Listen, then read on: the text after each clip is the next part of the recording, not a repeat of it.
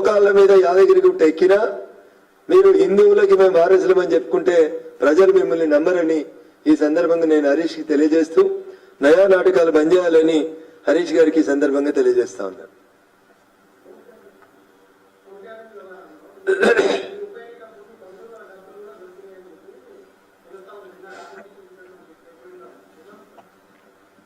అన్న రఘునందన్ రావు నవంబర్ 2020 ఉప ఎన్నిక జరిగిన తర్వాత డిసెంబర్లో వచ్చి అప్పుడున్నటువంటి డీజీపీ గారిని కలిసి, సార్ వ్యక్తిగతంగా నన్ను నా కుటుంబాన్ని హ్యూమిలేట్ చేస్తున్నారు, మా ఫోన్లు విన్నారు అంటే అప్పుడున్న డీజీపీ అడిగిండు, నీ దగ్గర ఏమైనా ఆధారాలు ఉంటాయి అని అడిగిండు.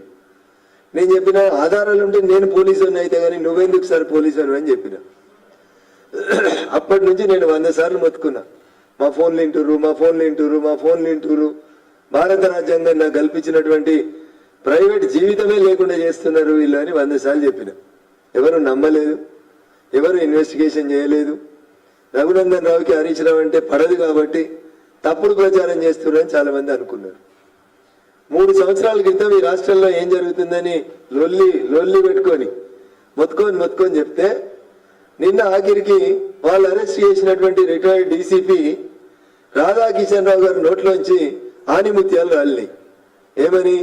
దుబ్బాక ఉప ఎన్నిక సందర్భంగా రఘునందన్ రావు బంధువుల ఫోన్లు విన్నాం, రఘునందన్ రావు బంధువుల దగ్గర ₹1 కోటి సీజ్ చేసినాం.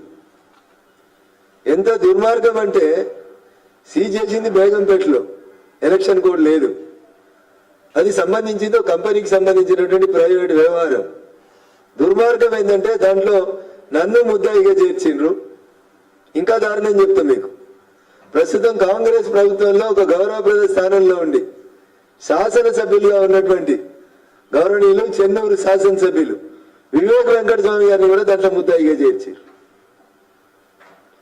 నేను ఇలా మీ ద్వారా వివేక్ వెంకటస్వామి గారిని మునుగోడు ఉప ఎన్నిక బాధితులు, ప్రస్తుతం వారు కూడా మునుగోడు నుంచి కాంగ్రెస్ పార్టీ గౌరవ శాసనసభ్యులు కోమటిరెడ్డి రాజగోపాల్ రెడ్డి గారిని కూడా మీ ద్వారా అప్పీల్ చేస్తున్నా.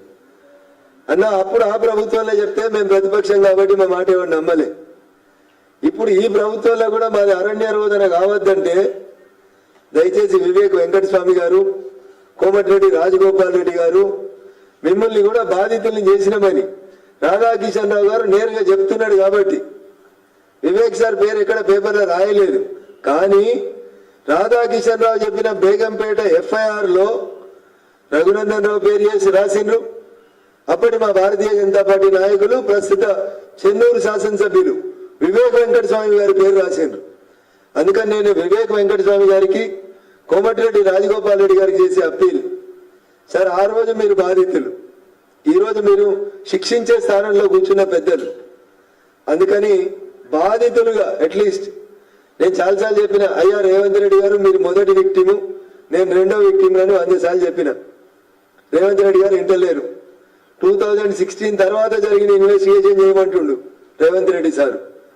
2015లో నిన్ను ముద్దాయిం చేసిరు నీ ఫోనీని, దాన్ని ఎందుకు పక్కకు పెట్టమంటారో రేవంత్ రెడ్డి గారు చెప్పాలి. అప్పుడున్న డీజీపీ ఎవరు? రేవంత్ రెడ్డి గారిని అరెస్ట్ చేసిన రోజు ఈ రాష్ట్ర డీజీపీ ఎవరు? అనురాగ్ శర్మ గారు కాదా? రేవంత్ రెడ్డి గారిని అరెస్ట్ చేసిన రోజు ఈ ఆపరేషన్ అంతా నడిపించింది సిటీ పోలీస్ కమిషనర్ గా ఉన్నటువంటి గౌరవనీయులు ప్రస్తుత టీఎస్పీఎస్సీ చైర్మన్ మహేందర్ రెడ్డి గారు కాదా? ఈ రోజు ఇంటెలిజెన్స్ చీఫ్ గా ఉన్నటువంటి శివధర్ రెడ్డి గారు, ఆ రోజు రేవంత్ రెడ్డి గారి టెలిఫోన్ ట్యాప్ అయిన రోజు ఇంటెలిజెన్స్ చీఫ్ ఎవరు? ప్రస్తుత ఇంటెలిజెన్స్ చీఫ్ గౌరవనీయులు శివధర్ రెడ్డి గారు 2014, 2015, 2016 వరకు నాకు గుర్తున్నంత వరకు ఆ రోజు ఇంటెలిజెన్స్ చీఫ్ ఎవరంటే శివధర్ రెడ్డి గారు. ఆ రోజు ఎస్ఐబిలో, ఇప్పుడు ప్రభాకర్ రావు గారు కూర్చున్న కుర్చీలో ఆ రోజు ఎస్ఐబిలో కూర్చున్నది ఎవరంటే ప్రస్తుత ఆర్టీసీ ఎండి గౌరవనీయులు సజ్జనార్ గారు. రేవంత్ రెడ్డి గారు ఇవన్నీ ఎందుకు దాచిపెడుతుండ్రు? ఇవన్నీ ఎందుకు మర్చిపోతున్నారు?